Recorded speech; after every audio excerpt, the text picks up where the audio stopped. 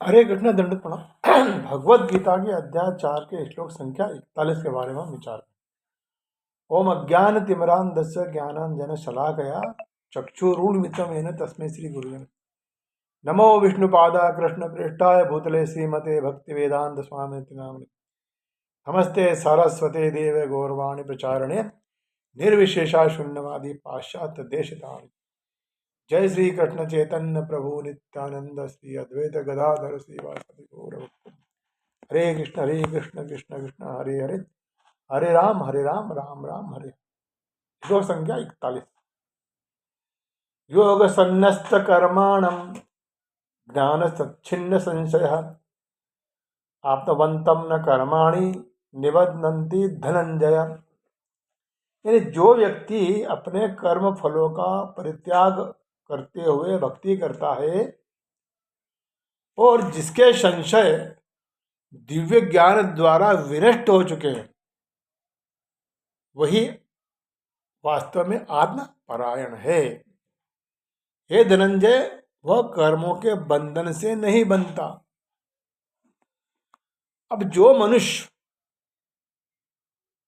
भगवत गीता की शिक्षा का उसी रूप में ध्यान करता है, पालन करता है, जिस रूप में भगवान श्री कृष्ण ने कही थी, तो वह दिव्य ज्ञान की कृपा से संशयों से मुक्त हो जाता है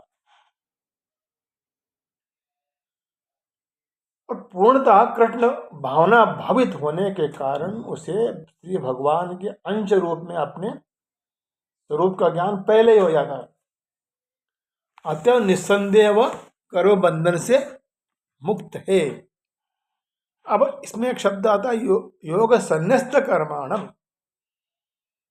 यानी शरीर, इंद्रियां, मन, बुद्धि आदि जो वस्तुएं हमें मिली हैं और हमारी दिखती हैं, वह सब दूसरों की सेवा के लिए है, अपना अधिकार जमाने के लिए नहीं। इस दृष्टि से जब उन वस्तुओं को दूसरों की सेवा में उनका ही मानकर लगा दिया जाता है, तब कर्मों और वस्तुओं का प्रवाह संसार की ओर हो जाता और अपने में स्वतः सिद्ध समता का अनुभव हो जाता है। इस प्रकार योग यानी समता के द्वारा जिसने कर्मों से संबंध विच्छेद कर लिया, वह पुरुष योग संन्यस्त कर्मा है। जब कर्मयोगी कर्म में अकर्म और अकर्म में कर्म देखता है, अर्थात कर्म करते हुए अथवा न करते हुए दोनों अवस्थाओं में नित्य निरंतर असंग रहता है, तब वही वास्तव में योग संन्यस्त कर्मा होता है। एक शब्द अगला आता, ज्ञान सच्छिन्न संशय। मनुष्य के भीतर प्राय संशय रहते हैं कि कर्म करते हुए ही कर्मों से अपना संबंध विच्छेद कैसे होगा, कर्म ही करेंगे और संबंध विच्छेद कैसे होगा। तो बहुत मुश्किल है समझना। अपने लिए कुछ ना करेंगे तो अपना कल्याण कैसे होगा। परंतु जब वह कर्मों के तत्व को अच्छी तरह जान लेता है, तब उसके समस्त संशय मिट जाते हैं। उसे इस बात का स्पष्ट ज्ञान हो जाता है कि कर्मों और उनके फलों का आदि और अंत होता है, पर स्वरूप जो का तो रहता। इसलिए कर्म मात्र का संबंध पर यानी संसार के साथ है, स्व माने स्वरूप के साथ बिल्कुल नहीं है। इसे दृष्टि से ले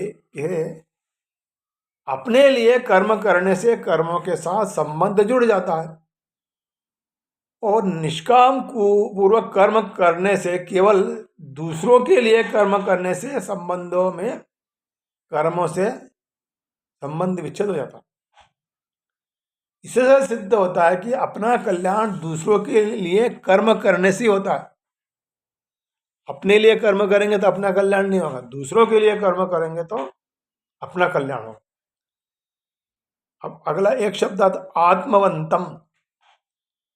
कर्म योगी का उद्देश्य स्वरूप बोध को प्राप्त करने का होता है, इसलिए वह सदा स्वरूप के परायण रहता है। उसके संपूर्ण कर्म संसार के लिए होते हैं।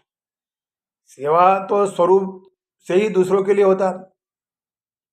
खाना पीना, सोना, बैठना आदि जीवन निर्वाह की संपूर्ण क्रियाएं भी दूसरों के लिए होती है, क्योंकि क्रिया मात्र का संबंध संसार के साथ है, स्वरूप के साथ नहीं।